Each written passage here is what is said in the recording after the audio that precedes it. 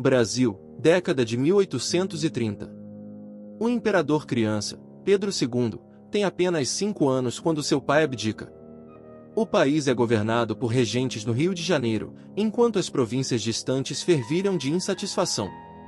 No extremo sul, uma terra de campos imensos, vento frio e homens destemidos a cavalo, uma tempestade perfeita se forma. Esta é a história de uma guerra que durou uma década, moldou uma identidade e colocou o Império do Brasil à prova. Esta é a história da Guerra dos Farrapos. O Rio Grande do Sul não era como o resto do Brasil. Sua riqueza vinha dos rebanhos de gado que vagavam pelos pampas. Desse gado, fazia-se o charque, a carne seca que alimentava escravos nas plantações de café do centro do país. Mas havia um problema: o charque gaúcho era caro. Os impostos eram altos, e do outro lado da fronteira, no Uruguai e na Argentina, o charque platino chegava mais barato. A elite rio-grandense, os estancieiros, sentia-se explorada e negligenciada pelo governo central no Rio. Eles pagavam impostos altíssimos, mas viam pouco retorno em investimentos. Ao mesmo tempo, ideais republicanos e federalistas, vindos da Europa e das repúblicas platinas, ecoavam nas mentes de líderes locais. O sentimento era de que o Rio de Janeiro sugava a riqueza do Sul sem dar nada em troca. A gota d'água foi a nomeação de um presidente de província, governador, imposto pelo Rio, Antônio Rodrigues Fernandes Braga, visto como um estranho aos problemas locais. Em 20 de setembro de 1835, sob a liderança do coronel Bento Gonçalves da Silva, um homem de estatura imponente e grande influência, cerca de 200 cavaleiros, peões, estancieiros, militares insatisfeitos, avançaram sobre Porto Alegre. Não é contra o Império que nos levantamos. É contra um governo injusto que nos esquece. Tomaram a cidade quase sem resistência. Braga fugiu. O objetivo inicial não era a separação, mas forçar o governo central a ouvir suas demandas. Eles eram os farroupilhas ou farrapos, um nome inicialmente depreciativo por suas roupas simples e gastas, mas que abraçariam com orgulho. A resposta do governo imperial foi lenta e ineficaz. A revolta se radicalizou. Em 11 de setembro de 1836, após uma estrondosa vitória na Batalha do Seival, o general Antônio de Souza Neto, emocionado e empolgado, proclamou a independência. Povo rio-grandense! O sangue de nossos bravos já derramado, o ultrajante despotismo do governo do Rio de Janeiro, nos obrigam a proclamar, como proclamamos, a nossa independência. Viva a República Rio-Grandense! Nasce uma nação dentro de outra. Bento Gonçalves, agora presidente da nova república, é capturado e enviado para uma fortaleza no Rio. Mas em uma fuga digna de romance, ele escapa, disfarçado, e retorna ao sul para liderar a luta. O conflito deixa de ser um protesto e se torna uma guerra pela independência.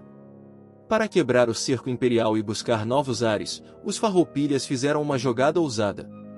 Em 1839, invadiram Santa Catarina, tomaram a vila de Laguna e proclamaram uma segunda república, a República Juliana. É aqui que entra uma figura lendária, o mercenário e idealista italiano Giuseppe Garibaldi. Comandando precários barcos à vela, os lanchões, Garibaldi travou batalhas navais épicas nas lagoas e no litoral. Ao seu lado, uma jovem e corajosa catarinense chamada Ana Maria de Jesus Ribeiro, a Anita. Juntos, eles se tornariam símbolos mundiais de luta pela liberdade. A guerra agora ameaçava duas províncias. A década de 1840 chegou com um impasse. Os farroupilhas controlavam o interior, mas não conseguiam tomar as principais cidades fortificadas. O governo imperial controlava os portos, mas não conseguia dominar os vastos pampas. Era uma guerra de escaramuças, de desgaste. A economia gaúcha estava arruinada. A fome e o cansaço chegavam a ambos os lados. Para resolver o problema, o Império enviou seu melhor homem, o jovem e competente coronel Luiz Alves de Lima e Silva, o futuro Duque de Caxias. Metódico, organizador e respeitoso, Caxias não buscava apenas a vitória militar, mas a pacificação. Ele fortaleceu seu exército e começou a cercar os rebeldes, mas também abriu canais para a conversação. Após 10 longos anos, a exaustão falou mais alto. Em 28 de fevereiro de 1845, no acampamento de Ponche Verde, o líder farroupilha David Canabarro e os representantes de Caxias assinaram a paz. Os termos foram surpreendentemente generosos, anistia completa a todos os revoltosos. Oficiais farroupilhas incorporados ao Exército Brasileiro, mantendo suas patentes. Os escravizados que lutaram em ambos os lados seriam libertados. O Império assumiria as dívidas de guerra da República. E a província ganharia algumas concessões fiscais. A República Rio-Grandense deixava de existir, mas seu povo não seria punido. Farroupilhas. Depois de 10 anos de lutas, deponho nas mãos do imperador a espada que jamais manchou a honra. A paz foi honrada. Líderes farroupilhas como Neto e Canabarro se tornaram generais do Império. Bento Gonçalves, doente e desiludido, retirou-se para sua estância. A Guerra dos Farrapos não criou uma república, mas forjou uma identidade. O orgulho da resistência, a coragem no enfrentamento, o espírito de liberdade, tudo isso se fundiu ao mito do gaúcho e se transformou na pedra fundamental da cultura rio-grandense. O movimento também serviu de lição ao Império, que começou a entender a necessidade de um pacto mais flexível com as províncias. Hoje, no dia 20 de setembro, o Rio Grande do Sul é o dia do gaúcho.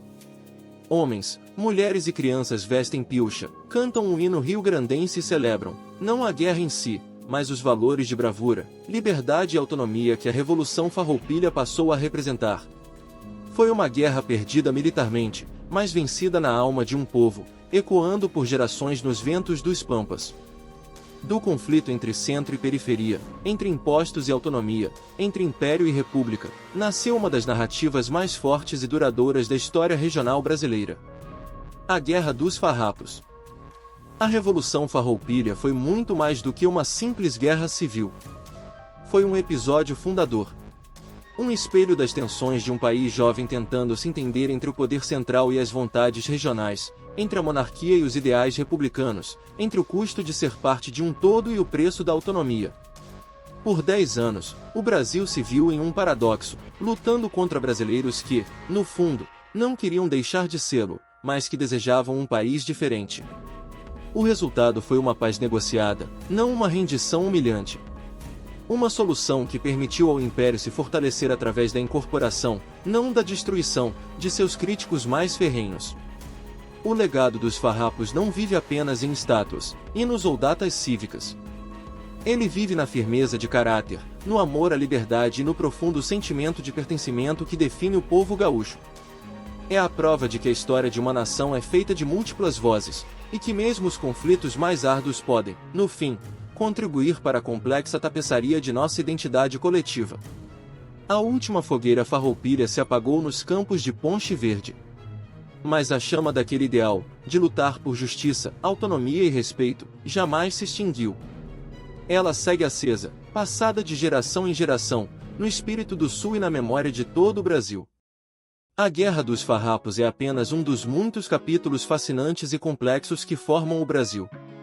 Existem outras revoluções, personagens esquecidos e histórias incríveis por trás de nossa identidade nacional. Quer descobrir mais? Compartilhe este vídeo com alguém que ama história ou que tem orgulho de suas raízes. Debata conosco. Qual aspecto da Guerra dos Farrapos mais te impressiona? O idealismo político, a estratégia militar ou a formação da identidade cultural? Conte nos comentários. Sugira nosso próximo tema. Qual outro momento decisivo da história do Brasil você gostaria de ver aqui no canal com esse mesmo nível de detalhe e dramaticidade? A Sabinada? A Balaiada? A chegada da família real? Nos diga! Clique aqui para se inscrever e não perder nenhum dos próximos vídeos.